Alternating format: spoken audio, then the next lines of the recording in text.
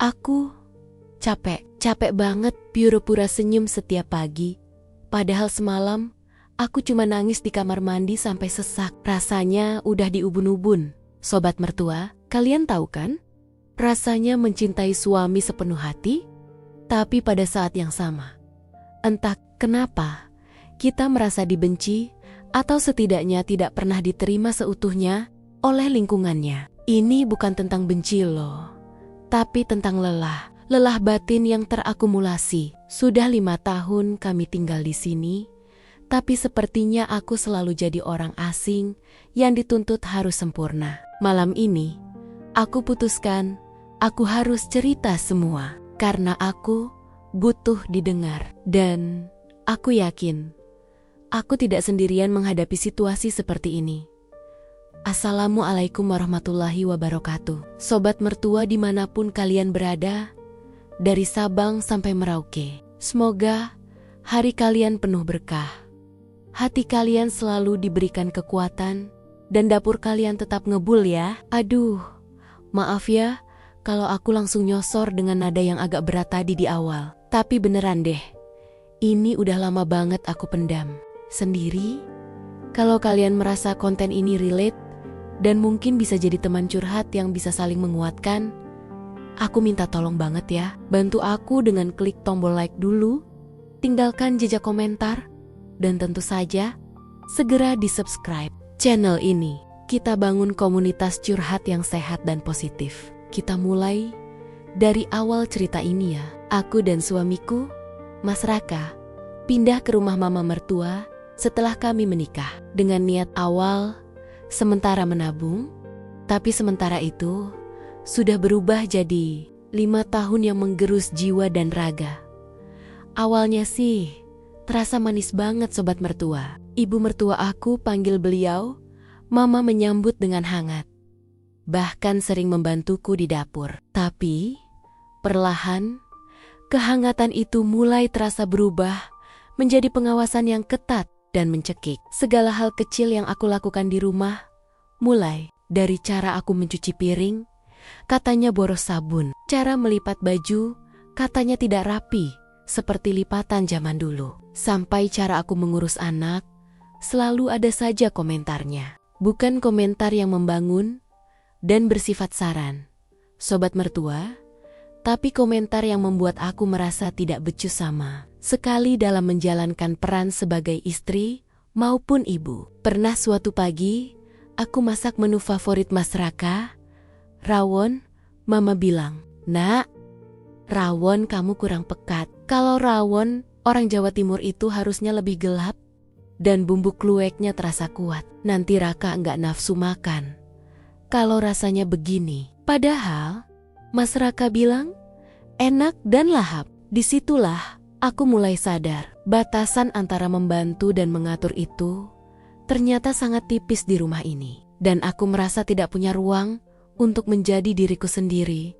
Yang paling berat dari semua kritik itu adalah dampaknya yang berulang-ulang, sampai merusak kepercayaan diriku sendiri. Aku jadi takut melakukan apapun. Aku takut salah saat menaruh barang, takut salah saat bicara. Bahkan saking frustrasinya, aku pernah merasa takut salah saat bernapas. Ini semua karena aku selalu merasa diawasi dan sayap-sayap menerima teguran. Puncaknya, ini berdampak buruk ke hubunganku sama Mas Raka.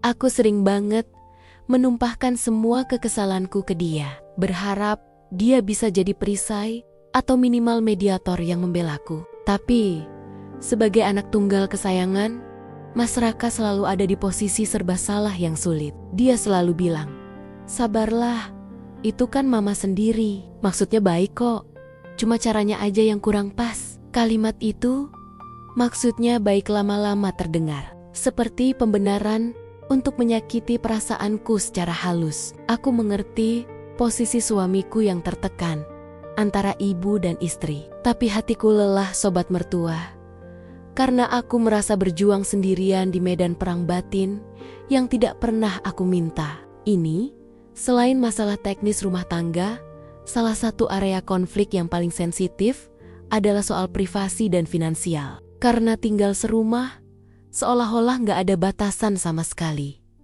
Gaji Mas Raka, misalnya, selalu dipertanyakan rinciannya. Setiap kami mau beli perabotan baru untuk kamar kami, atau merencanakan liburan kecil keluarga, Mama pasti ikut campur dengan detail. Buat apa beli lemari baru? Yang lama masih bisa dipakai. Uangnya ditabung saja buat beli emas atau tanah di kampung. Aku merasa kami tidak punya hak penuh atas hasil kerja keras kami sendiri. Setiap keputusan harus melibatkan persetujuan dari beliau. Seakan-akan kami ini masih anak remaja yang diatur. Padahal kami sudah menikah, punya anak, dan punya tanggung jawab finansial sendiri. Ini bukan soal perhitungan material, tapi soal harga diri, kemandirian, dan rasa memiliki otoritas dalam rumah tangga kami. Rasa tertekan ini benar-benar bikin aku mempertanyakan, apakah keputusan tinggal bersama ini benar-benar demi efisiensi menabung, atau malah demi mengawasi kami dan memastikan kami mengikuti pola pikir hidupnya. Jujur, semakin lama tinggal di sini, aku semakin menjauhi interaksi sosial di luar rumah. Aku jadi sering menolak ajakan teman untuk kumpul atau arisan. Karena pulang ke rumah itu, rasanya sudah menghabiskan seluruh energiku. Aku jadi lebih sering diam, termenung, dan tiba-tiba menangis tanpa sebab jelas di kamar. Dulu, aku adalah orang yang ceria, penuh semangat, dan sering jadi pusat perhatian. Tapi sekarang, melihat wajahku sendiri di cermin, aku hanya melihat kelelahan yang nyata, baik fisik maupun mental. Aku merasa terisolasi dan sendirian di tengah keramaian. Nah, kalau sobat mertua masih penasaran banget sama kelanjutan kisahku dan mau tahu bagaimana akhirnya aku dan Mas Raka mencoba mencari solusi ekstrem untuk keluar dari situasi ini, sekarang banget saatnya kalian klik tombol subscribe ya. Bantu channel ini terus berkembang agar kita bisa jadi wadah curhat yang aman, nyaman, dan suportif buat kita semua yang sedang berjuang mencari kebahagiaan sejati dalam pernikahan. Titik balik yang benar-benar memicu keputusan besar itu terjadi minggu lalu. Anakku, Dek Nisa, sakit demam tinggi mencapai 39,5 derajat Celcius. Aku panik. Langsung siap-siap membawanya ke unit gawat darurat di rumah sakit terdekat. Tapi mama mertua malah menahan. Bersikeras bahwa anak itu hanya perlu dikeroki, dibaluri bawang merah, dan minum jamu tradisional buatannya. Aku tahu niatnya baik ingin membantu. Tapi sebagai ibu, naluriku teriak kencang. Anakku butuh penanganan medis segera. Perdebatan itu berlangsung sangat sengit, tegang, dan penuh air mata. Bahkan sampai suamiku harus turun tangan.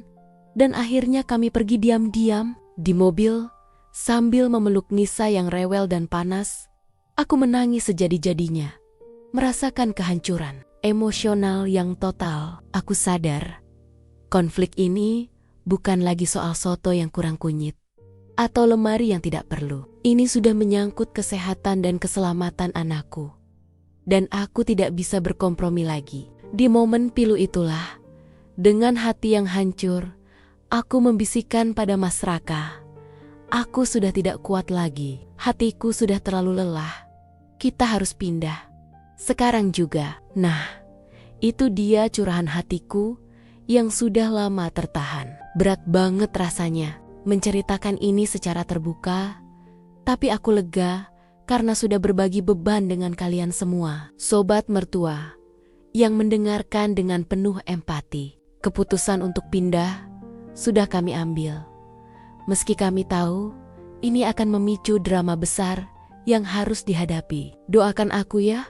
Semoga proses pencarian rumah kontrakan ini berjalan lancar tanpa air mata dan perdebatan yang menyakitkan. Dan semoga dengan adanya jarak, hubungan kami justru bisa lebih sehat dan harmonis. Karena terkadang cinta itu butuh jarak agar bisa bernapas lega. Sekarang giliran kalian. Coba deh absen dulu dari kota mana kalian menyimak cerita ini. Dan yang paling penting, Adakah di antara kalian yang punya pengalaman serupa, merasakan hatiku mulai lelah karena tinggal bareng mertua? Bagaimana cara kalian menghadapi konflik batin seperti ini? Cerita dong di kolom komentar di bawah.